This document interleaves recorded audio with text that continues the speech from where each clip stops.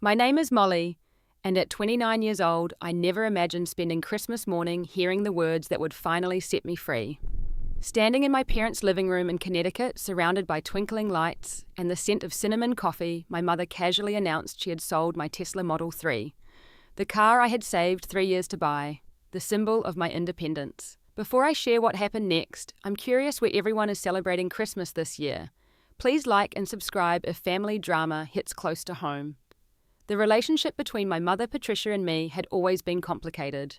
She was 58, a retired high school teacher, who approached parenting like she was still managing a classroom full of teenagers who needed constant supervision. My father, George, 60, and recently retired from his engineering firm, usually stayed quiet during family conflicts, choosing peace over confrontation.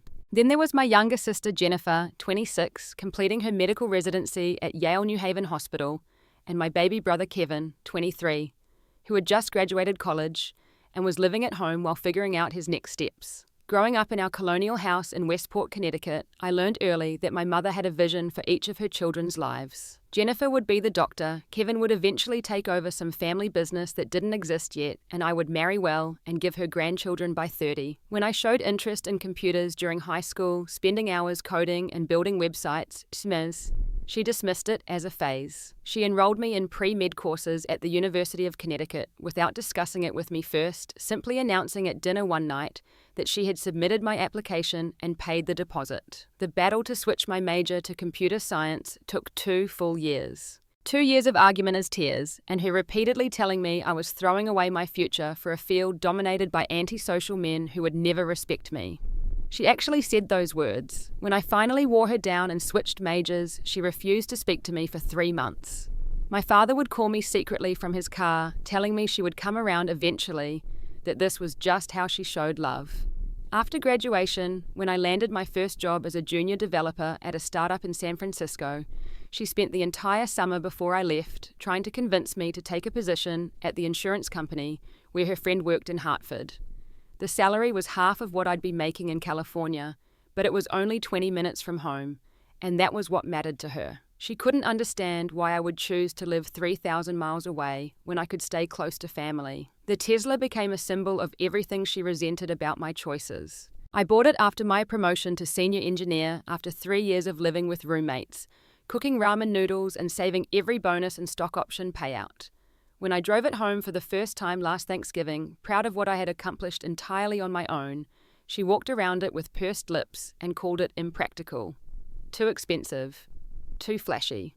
Too much of a statement. She asked why I couldn't have bought a sensible Honda Accord like Jennifer. What she really meant was that the car represented my independence, my success in a field she never wanted me to enter, and worst of all, my contentment with a life she hadn't planned for me.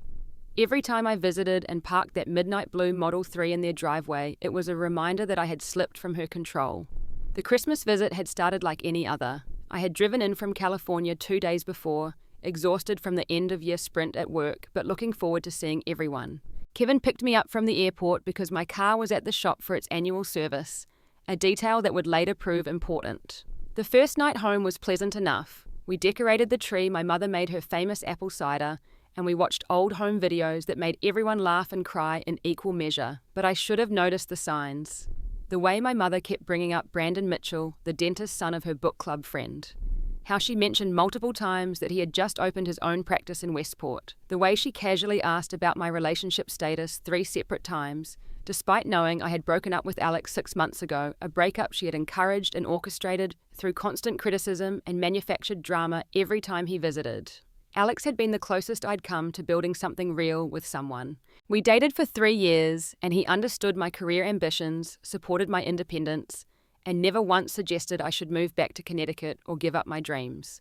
My mother hated him for exactly those reasons. She called him directionless because he was a freelance photographer instead of having a traditional career. She criticized his tattoos, his California lifestyle, his influence on me. She planted seeds of doubt with surgical precision until I started questioning everything about our relationship. When we finally broke up, she didn't even try to hide her satisfaction. Christmas morning arrived with fresh snow falling outside, coating the Connecticut landscape in pristine white. The house smelled like my mother's signature breakfast casserole, and wrapping paper littered the living room floor as we gathered around the tree.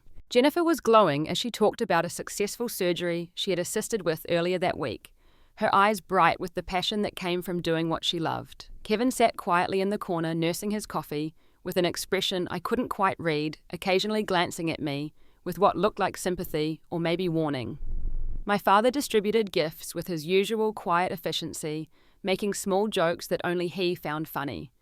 Everything felt normal, even pleasant, until my mother set down her coffee cup with a deliberate clink against the saucer and cleared her throat in that way that meant an announcement was coming.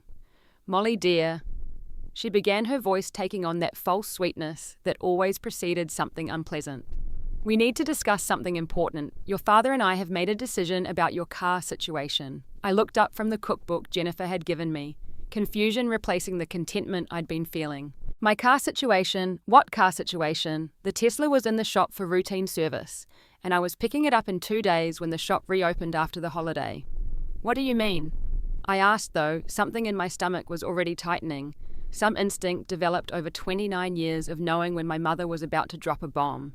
She smoothed her Christmas sweater, a gesture I recognized as her gathering herself for what she considered a difficult but necessary conversation. "Well, as you know, that Tesla of yours has been nothing but trouble and expense, always needing charging special service, all those complicated computers inside it. It's simply not practical for a young woman." "Mom, it's been perfectly reliable. I've had it for over a year without a single problem, and the service it's in for now is just routine maintenance. Be that as it may," she continued, waving away my words like smoke. "When Mr.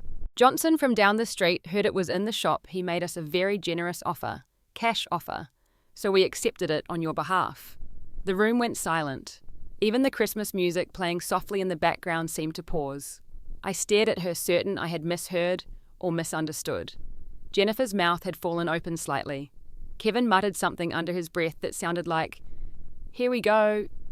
You... What?" My voice came out as barely a whisper. "We sold your Tesla to Mr. Johnson. The paperwork is already complete. He picked it up from the service center yesterday with the authorization we provided. The money has been transferred to our account, and we'll put it towards something more sensible for you.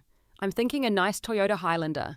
Very safe, very reliable, and perfect for when you start a family." The room exploded.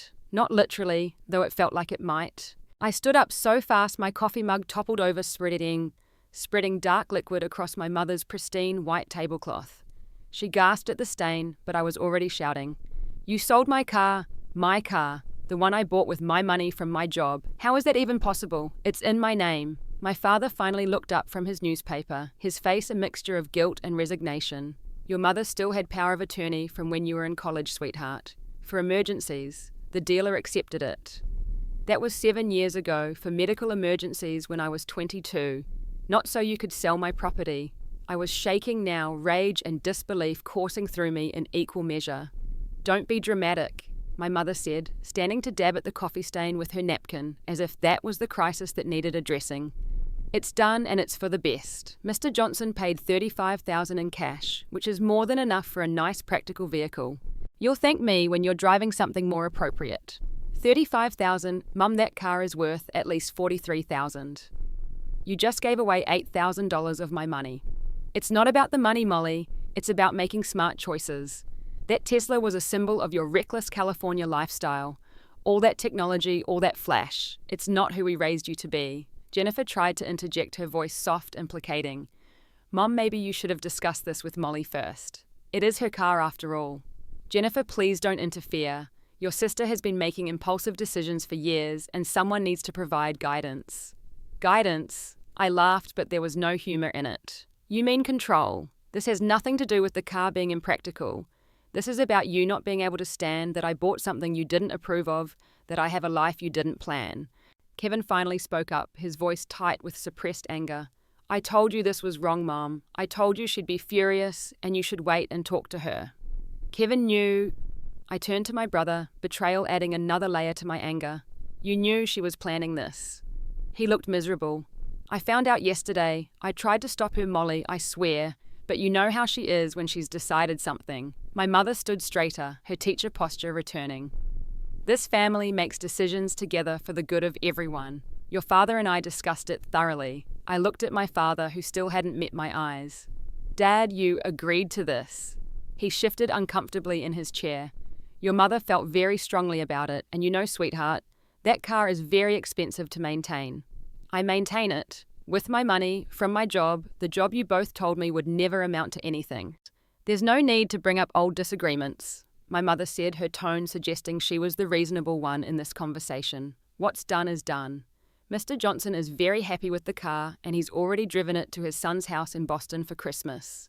Even if we wanted to undo this, which we don't, it would be impossible. The casual cruelty of that statement, the deliberate burning of bridges, hit me like a physical blow. She had made sure there was no going back, no way to recover what she had taken from me. Not just the car, but my autonomy, my adulthood, my right to make my own choices. You had no right, I said, my voice now deadly quiet. No legal right, no moral right. That power of attorney expired years ago, and you know it. Rights. My mother's voice rose for the first time. I'm your mother. Everything I do is for your own good. That car was separating you from your family, encouraging you to stay in California to continue this phase of pretending you're someone you're not. Phase, I repeated. I'm 29 years old. I have a successful career. I'm happy. What about that is a phase? Happy. She laughed a bitter sound. You're alone 3,000 miles from your family, wasting your fertile years on a career that will mean nothing when you're my age. Is that really happiness, or is it just stubbornness? The room fell silent again. Jennifer looked like she wanted to disappear into the couch. Kevin was gripping his coffee mug so tightly his knuckles were white. My father had returned to studying his newspaper as if it contained the secrets of the universe. I need some air, I said, grabbing my coat from the hook by the door.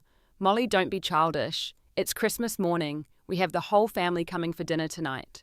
I paused at the door, my hand on the knob. The whole family? Let me guess. Including Brandon Mitchell and his parents. The guilty look that flashed across her face confirmed what I had suspected.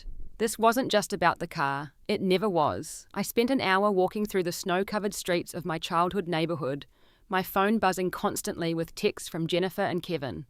Each pristine colonial house I passed seemed to mock me with its perfect facade, hiding whatever dysfunction lurked within. My fingers were numb from the cold, but I couldn't go back to that house, not yet. I needed to understand the full scope of what was happening. Finally, Kevin caught up with me at the old elementary school playground, where we used to play as kids. He was bundled in his college jacket, his breath forming clouds in the frigid air. Mom's been planning this since Thanksgiving, he said without preamble, handing me a thermos of hot coffee he'd brought. It's worse than just the car, Molly. I took a sip, grateful for the warmth. Tell me everything. He sat on the swing next to me, looking younger than his 23 years. She's been in contact with the hospital in Stamford. She knows the chief of staff through her connections. She's arranged a job interview for you next week.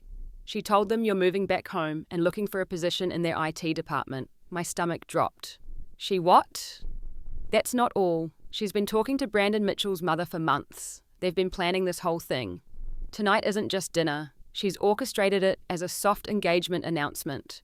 Brandon thinks you're interested. His mother told him you've been too shy to reach out directly, but that you've been asking about him through your mother. I stared at my brother in disbelief. The manipulation was so calculated, so thorough. How long have you known about this? The job thing just found out yesterday when I overheard her on the phone. The Brandon situation Jennifer told me last week. She's been trying to figure out how to warn you without causing World War III. And Dad, Kevin snorted. Dad knows everything and does nothing. You know that. He made his choice 25 years ago when he decided going along with her was easier than fighting. We sat in silence for a moment, watching the snow fall on the empty playground. Finally, I asked the question that had been burning in my mind. Is there more? He hesitated, then pulled out his phone. I took pictures of some documents I found in her office. I wasn't snooping, I swear. She sent me in to get printer paper, and they were right there on her desk. The images on his phone showed a detailed 5-year plan with my name at the top. Year 1, move back to Connecticut, job at Stamford Hospital, begin relationship with Brandon. Year 2, engagement wedding planning. Year 3, marriage purchase house in Westport with help from both families. Year 4, first child. Year 5, second child. Transition to part-time work. There were even subsections with details. Preferred wedding venues. Potential houses already scouted with the realtor who was Brandon's aunt. Names for future grandchildren. She had planned my entire life without consulting me once. "This is insane," I whispered. "This is actually insane." "There's one more thing," Kevin said quietly. "She's been telling people you're having a breakdown in California, that the stress of your job and the breakup with Alex has left you unstable. She's laying the groundwork for everyone to see your resistance as proof that you need help, that you need to come home and be taken care of." The brilliance of it was terrifying. Every protest I made would be seen as confirmation of my instability. Every angry reaction would be proof that I needed intervention. She had created a narrative where my autonomy was a symptom of illness. "I have to get out of here," I said, standing up from the swing. "What about dinner tonight?" "Oh, I'll be at dinner," I said, feeling a cold clarity settle over me. She wants to play this game in front of an audience, fine. But I'm done being a character in her story. Back at the house, I found Jennifer in my childhood bedroom, sitting on my old twin bed with its faded purple comforter. She had been crying, her usually perfect makeup smudged. "I'm so sorry, Baye," she said as soon as I walked in. "I should have warned you sooner. I should have done something." I sat next to her, suddenly exhausted. "Why didn't you?" "Because I'm a coward," she admitted. "Because even though I'm 26 and a doctor, I'm still terrified of her. You got out, Molly. You escaped. I'm still here, still playing the perfect daughter, still letting her control everything." "What do you mean?" Jennifer laughed bitterly. "Do you think I wanted to be a doctor? I wanted to be a veterinarian. I love animals, always have. But Mum said veterinary school was for people who couldn't get into real medical school. So here I am doing my residency miserable most days, but at least she's proud of me." "Jen," I reached for her hand. "And the worst part, I've been dating someone for 2 years. 2 years, and Mum doesn't know because he's a nurse. A nurse Molly. She would lose her mind if she knew I was dating someone she considers beneath me. So I hide it like I'm 16 instead of 26. What's his name?" "David. He's wonderful, kind, funny, supports my career, even though he knows I don't love it. He's been asking about meeting my family, and I keep making excuses." We sat in silence for a moment, both processing the weight of our mother's influence on our lives. Then Jennifer spoke again. "I found something else. In her email. She left her computer open last week. She pulled out her phone and showed me a screenshot. It was an email thread with a family lawyer about updating her will. The language was carefully legal, but the intent was clear. Any child who lived more than 50 miles from the family home would receive a significantly smaller inheritance. Any child who married without parental approval would receive even less. "She's trying to control us from beyond the grave," I said, almost admiring the thoroughness of it. "The money doesn't matter to me," Jennifer said quickly. "I make good money and so do you, but it's the principle of it. The idea that even death won't stop her from trying to manipulate us." A knock on the door interrupted us. It was our father, looking older than his 60 years. "May I come in?" Jennifer and I exchanged glances, then I nodded. He entered, closing the door behind him, and sat on the small chair by my childhood desk. "I know you're angry," he began. "Angry doesn't begin to cover it, Dad." He held up his hand. "Let me finish. I know I failed you. Both of you. All three of you, really. I chose peace over protection, and that was wrong." "Then why?" Jennifer asked. "Why do you let her do this?" He sighed, running his hand through his thinning hair. 27 years ago, when your mother was pregnant with you, Jennifer, I stood up to her about something. I don't even remember what it was now, something minor, but she packed her bags and went to her mother's house for 2 weeks. When she came back, she had divorce papers drawn up. She made it clear that if I ever challenged her authority in this family again, she would leave and take you kids with her. Family court in the 90s would have given her everything. I would have been a weekend dad at best. "So you just gave up?" I couldn't keep the accusation out of my voice. "I made a calculation," he said quietly, "that being here, even as a passive presence, was better than not being here at all. Maybe I was wrong. Probably I was wrong. But I thought if I could just be here, be a stable presence, it would be enough to balance her out."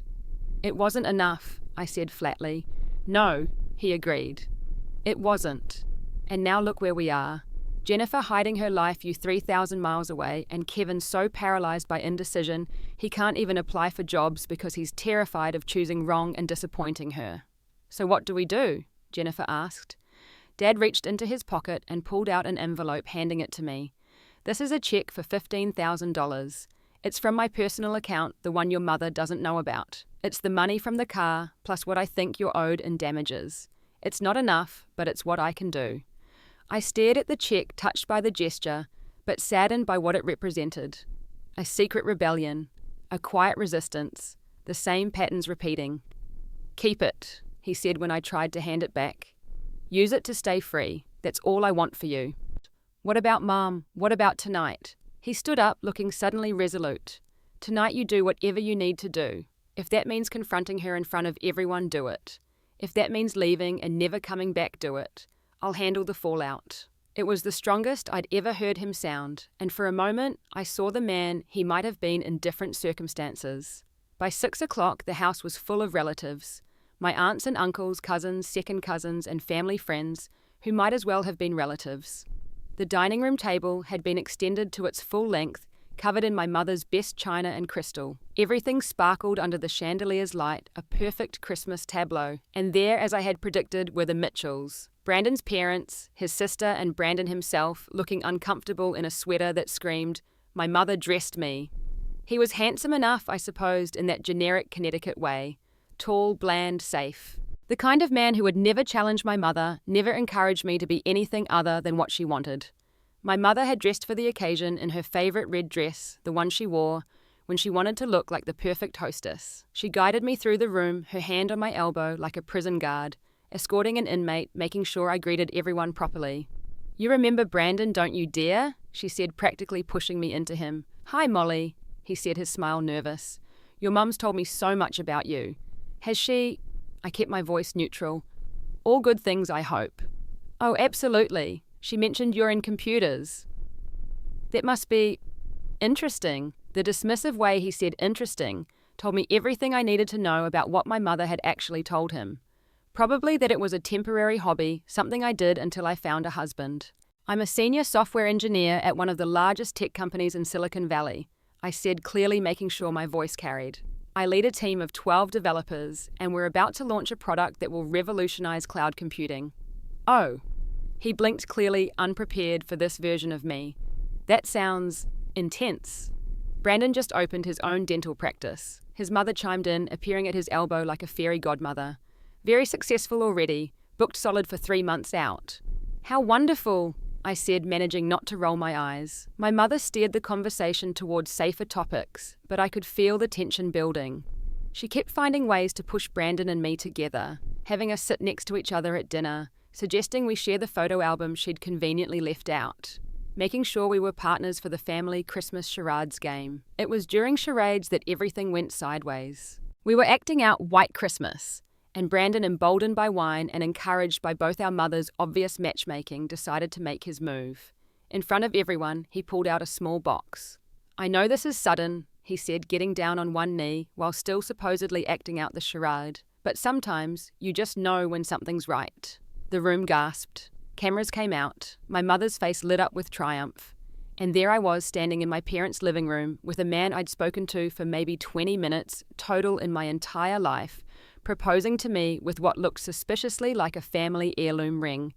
"Brandon," I said, slowly aware that 30 pairs of eyes were on us. "What are you doing?" "Your mother said, I heard you've been asking about me, that you were interested but shy. I thought this would be romantic." I looked at my mother, who was beaming like she'd just won the lottery, then at my father, who looked sick, at Jennifer, whose eyes were wide with horror, at Kevin, who was recording everything on his phone, bless him. "My mother told you I was interested in you." "Well, yes. She said you'd been thinking about moving back home, settling down, that you were ready for the next chapter." "Did she also tell you she sold my car without my permission this morning, or that she's been planning our wedding without my knowledge, or that she's created a 5-year plan for my life that includes having your children?" The room went silent. Brandon, still on one knee, looked confused. "What?" I turned to address the room at large. "Since everyone's here, I might as well share the news. My mother sold my Tesla this morning, the one I bought with my own money. She used an expired power of attorney to steal my property and sell it to Mr. Johnson for $8,000 below market value. She's also been telling people I'm having a mental breakdown in California, arranged a job interview for me without my consent, and apparently promised Brandon here that I would marry him." Gasps rippled through the room. My Aunt Carol, my mother's older sister, stood up. "Patricia, is this true?" "Don't be dramatic, Molly," my mother said, but her voice had lost its confidence. "Everything I've done has been for your own good." "For my own good?" I laughed. "You stole from me. You've been lying about me. You're trying to force me into a marriage with a man I don't know. I am not forcing anything, she protested. Brandon is a wonderful man from a good family. I'm sure he is, I said, helping Brandon to his feet. Brandon, I'm sorry you got caught up in this. You seem nice enough, but I have never expressed interest in you. I don't want to date you. I certainly don't want to marry you. You've been lied to. Brandon looked at his mother, then at mine, understanding dawning on his face. Mrs. Patterson, you said she was interested. You said she was just too career-focused to pursue anything, but that she wanted to settle down. She does want to settle down, my mother insisted.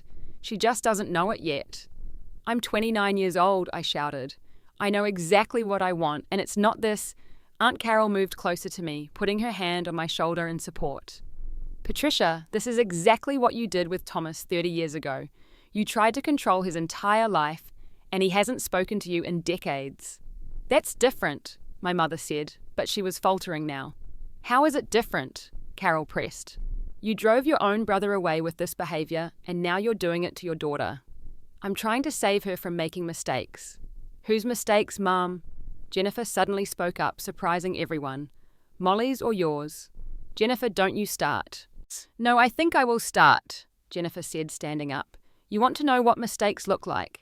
How about forcing your daughter to become a doctor when she wanted to be a veterinarian? How about making her so terrified of your judgment that she's been hiding a 2-year relationship? How about creating such a toxic environment that your son is too paralyzed to even apply for jobs because he's terrified of disappointing you? The room erupted. Relatives were talking over each other. Brandon and his family were edging toward the door. My mother was trying to regain control, but it was too late. The perfect Christmas facade had shattered. Everyone, please, she said, her voice rising. This is a family matter.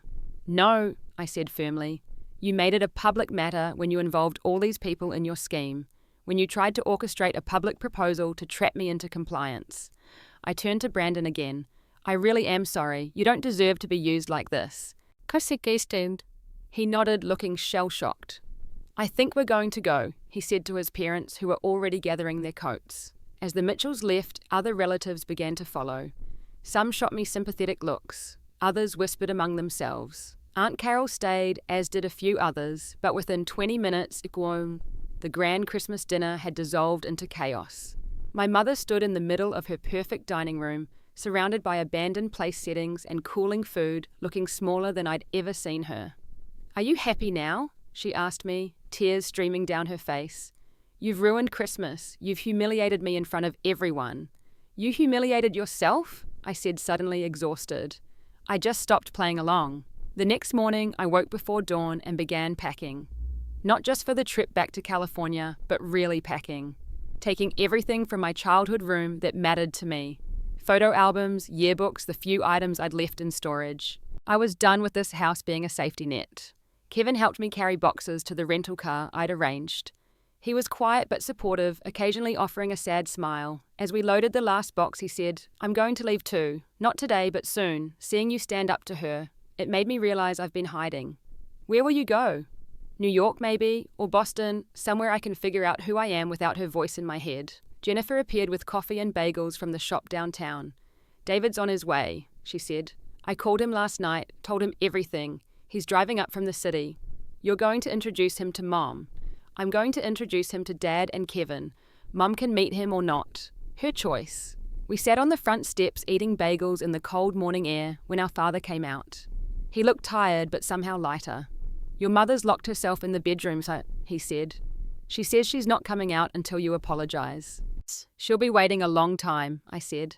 I know. He paused, then added, I'm proud of you, all of you. I should have done what you did years ago. It's not too late, Dad, Jennifer said gently. Maybe not, he agreed. I've actually been looking at apartments. Just looking, but still. The sound of a car made us all turn. It wasn't David, but Aunt Carol pulling up in her SUV. I thought you might need a lawyer, she said, getting out and handing me a business card. My friend specializes in fraud and theft cases. What your mother did with the car is illegal. The power of attorney expired when you turned 25. You have grounds for both criminal and civil action. I don't know if I want to go that far, I said. Though I pocketed the card. You don't have to decide now, but you should know your options. And Molly? She pulled me into a hug. I'm sorry I didn't do more to protect you kids from her. I saw the patterns, but I told myself it wasn't my place to interfere. Go see. It's okay. No, it's not. But maybe it's not too late to do better. She looked at the house. Is she coming out? Apparently not until I apologize. Carol snorted. Sounds familiar. She did the same thing when we were kids. Could hold a grudge longer than anyone I knew. Once didn't speak to me for 6 months because I wore the same dress as her to a school dance. How did you handle it? I moved to California for 10 years, she said with a wry smile. Distance helps, so do boundaries, and therapy, lots of therapy. David arrived an hour later, and watching Jennifer introduce him to our father and brother was bittersweet. He was exactly as she'd described, kind, attentive, and clearly besotted with my sister. Dad shook his hand warmly. Kevin immediately started talking to him about the medical field. It was normal and healthy, and everything our family interactions weren't. Your mum? David asked Jennifer quietly, locked in her room, refusing to come out. Ah, consistent. He didn't press, just squeezed her hand. Want to get out of here? Go for a drive. Yes, she said immediately. Then to me, will you be okay? I'll be fine. I'm leaving soon anyway. My phone buzzed. It was a text from my boss in California. Hey Molly, heard from someone at Stanford Hospital that you're interviewing there. Everything okay? We'd hate to lose you, but want to support whatever you decide. I showed the text to Jennifer. She actually did it. She actually contacted my employer. Jennifer grabbed my phone and typed back. There's been a misunderstanding. I'm not interviewing anywhere. Someone has been impersonating me. I'm very happy with my position and have no plans to leave. The response was immediate. Glad to hear it. That seemed out of character. BTW, the board approved your promotion to lead engineer. Announcement goes out January 2nd. Congratulations. I stared at the screen, then started laughing. The timing was too perfect. While my mother was plotting to demote me to small-town IT support, I was being promoted to one of the highest technical positions in the company. Lead engineer, Kevin read over my shoulder. That's huge, right? It's the position I've been working toward for 3 years. It comes with a 40% raise and equity refreshers. How much, he asked, then immediately apologized. Sorry, that's rude. Let's just say I could buy 3 Teslas now without blinking. Dad whistled low. Your mother has no idea, does she, how successful you really are. She never asked. She never wanted to know. It didn't fit her narrative. We were interrupted by the sound of a door slamming upstairs. My mother appeared at the top of the stairs, fully dressed, and made up despite the early hour. So you're all just going to congregate out here plotting against me? No one's plotting anything, Patricia, Carol said. We're just supporting your daughter after you tried to steal her life. I didn't steal anything. I'm her mother. I have rights. Actually, you don't, Carol said.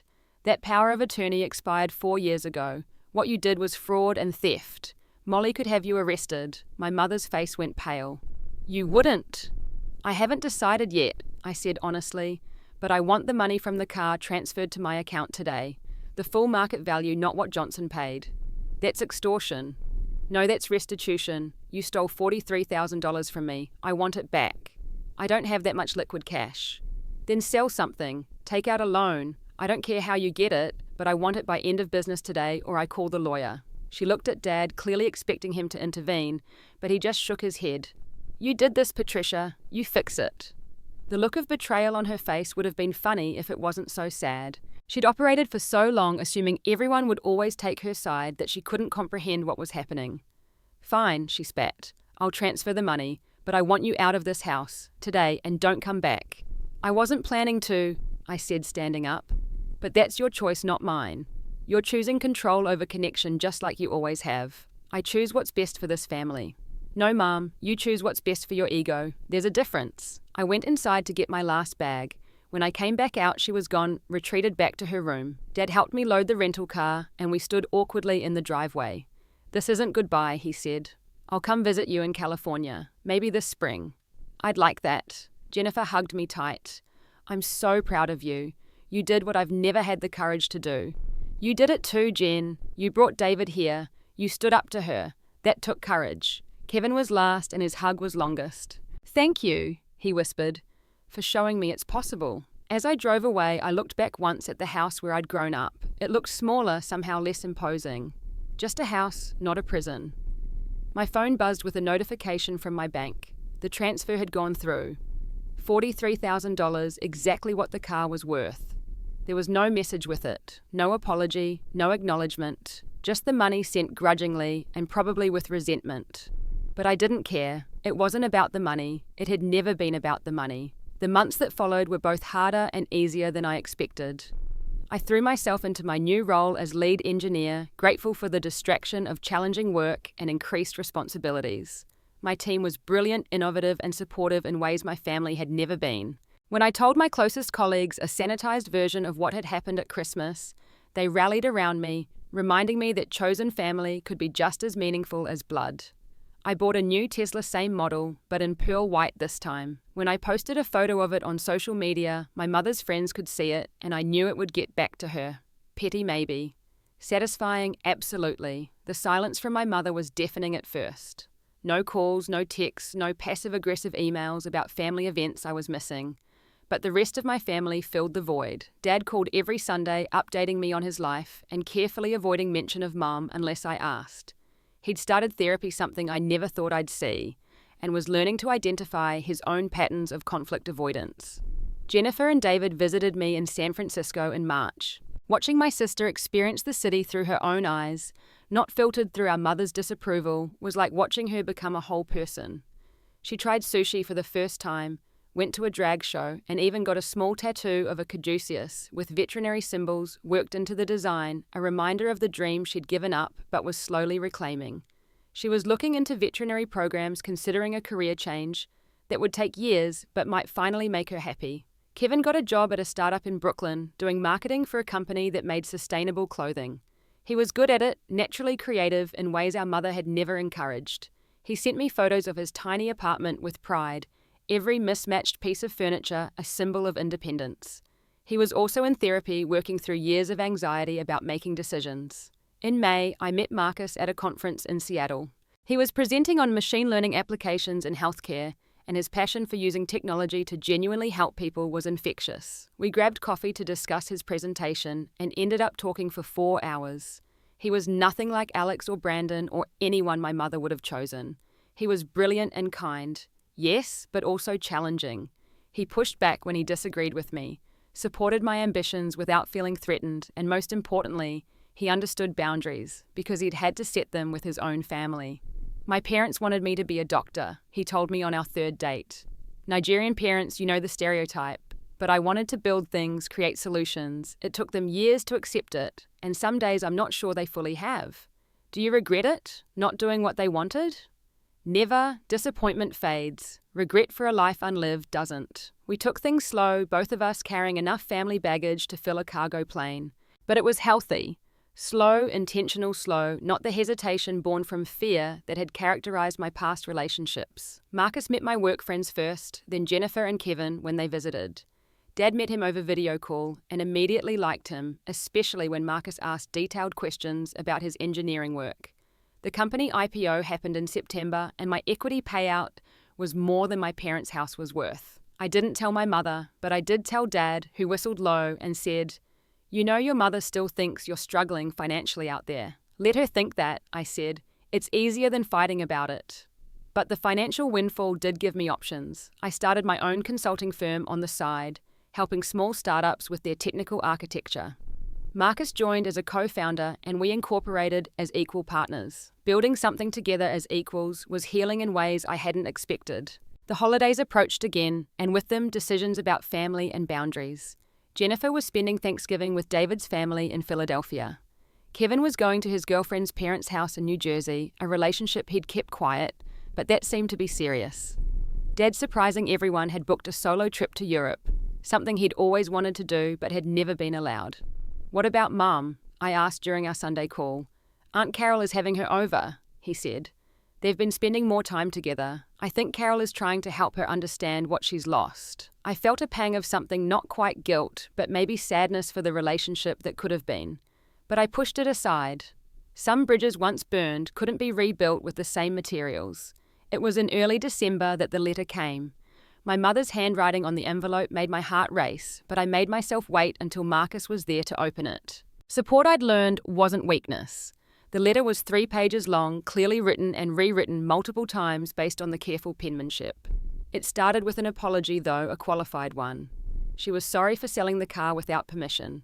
She was sorry for the scene at Christmas. She was sorry for not understanding my career. But the middle of the letter was what mattered. She wrote about her own mother, my grandmother, who had died when I was 12.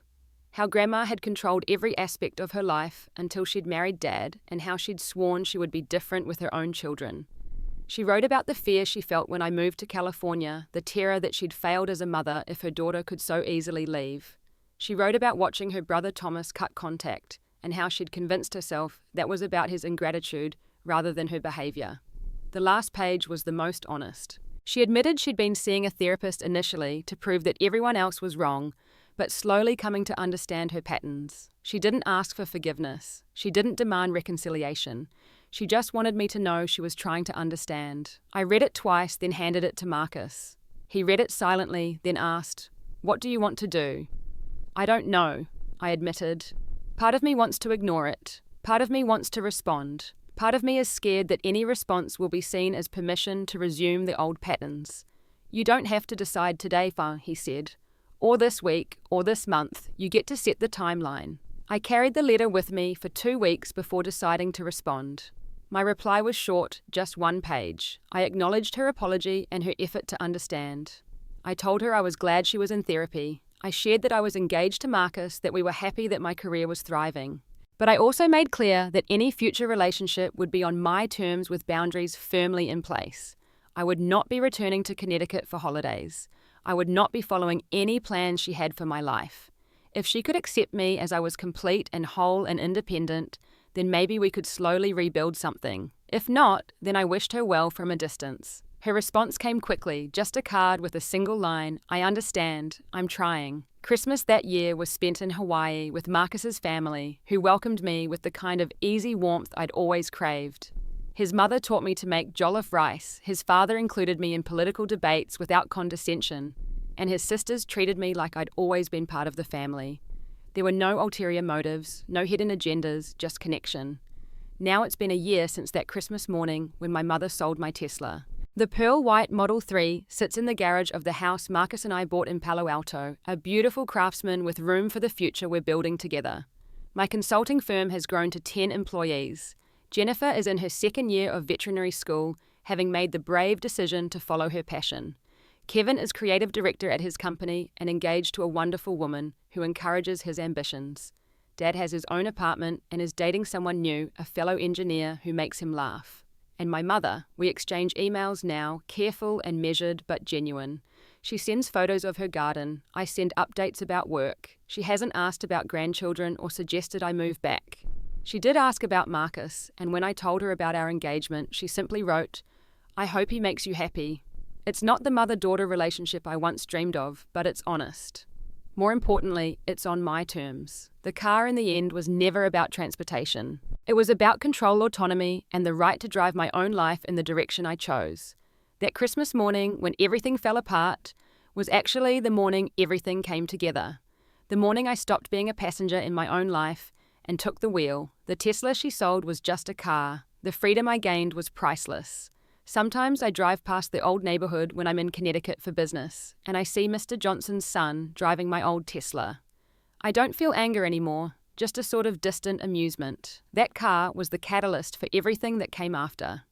In trying to take away my independence, my mother inadvertently gave me the push I needed to claim it fully. Marcus asked me once if I regret how it all happened, if I wish it could have been different. I told him the truth. I regret that it was necessary, but I don't regret that it happened. Some lessons can only be learned through conflict. Some freedoms can only be won through resistance. And some families can only be healed through distance and time. The irony is that my mother was right about one thing: the Tesla was a symbol. Just not of what she thought. It wasn't a symbol of recklessness or rebellion or California excess. It was a symbol of a daughter who refused to be driven by anyone else's dreams but her own. And that more than any car is what she couldn't accept. Until maybe hopefully now she's beginning to. As I write this, I can see the white Tesla in the driveway through my office window.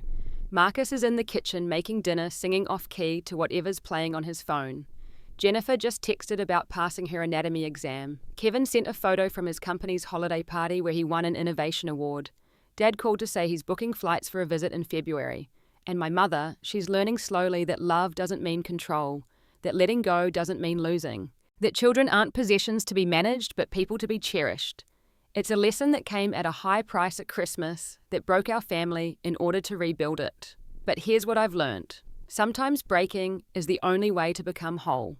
Sometimes the gifts we don't want are the ones we need most. And sometimes the very person trying to clip your wings is the one who teaches you that you were always meant to soar. That morning, standing in my childhood home, watching my mother announce she'd sold my independence, I thought my world was ending. I was right. That world, the one where I played the role she'd written for me, did end. And from its ashes rose something infinitely better, a life that's authentically, unapologetically mine. The Tesla sits in my driveway now, not as an act of defiance, but as a reminder that no one else gets to drive my life, that the road ahead is mine to navigate, and that sometimes the best gift a parent can give their child, even unknowingly, even unwillingly, is the push they need to finally take the wheel. I hope if you're watching this, you remember that your life is your own vehicle to drive. Nobody else should be holding your keys or choosing your destination. What matters is that you're the one behind the wheel, choosing your own path at your own speed toward your own dreams. Has someone ever tried to control your major life decisions? How did you reclaim your power? I'd love to hear your stories in the comments below. And if this story resonated with you, please like and subscribe to support the channel. Share it with someone who might need to hear that it's never too late to take back control of their own journey. Thank you for listening to my story, and remember, you deserve to be in the driver's seat of your own life. Merry Christmas to all of you charting your own course.